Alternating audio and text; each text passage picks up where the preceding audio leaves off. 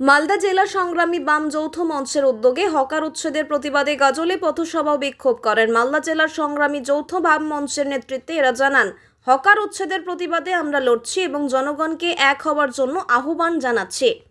তারা বলেন, হকার উচ্ছেদ করতে হলে আমাদের কোনো আপত্তি নেই, কিন্তু হকারদের পুনর্বাসন দিতে হবে, তাদের সার্টিফিকেট দিতে হবে, তারা যেন ভালোভাবে জীবিকা নির্বাহ করতে পারেন।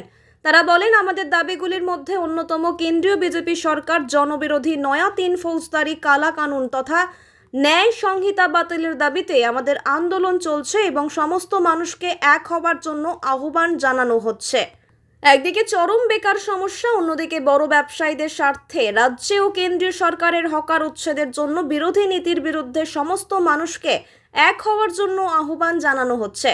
সমস্ত হকারকে 2014 সালের জীবিকা সুরক্ষা আইন অনুযায়ী ভেন্ডিং লাইসেন্স দিতে হবে। আমাদের দাবি পূর্ণ না হলে আমরা বৃহত্তর আন্দোলনে যাব। চলছে এই বিষয়টা বলেন।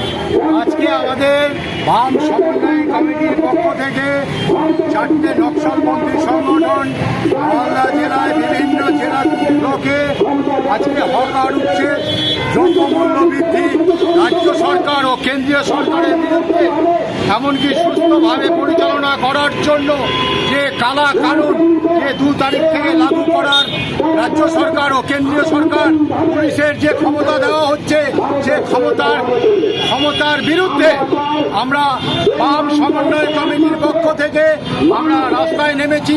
সমস্ত মানুষকে আমরা বোঝানোর চেষ্টা করছি, আমরা ধারাবাহিক আন্দোলন করব। এই আজকে গোটা পশ্চিম বাংলায়, গোটা ভারতবর্ষে যে আইন চালু করছে নরেন্দ্র মোদী, আজকে কালা কানুন আইন যে চালু করছে নিজের ক্ষমতা বাঁচিয়ে রাখার জন্য, এর আগে যে দিল্লির মসনদে বসার জন্য 31% ভোট পেয়ে নরেন্দ্র মোদী গদিতে বসেছিলেন।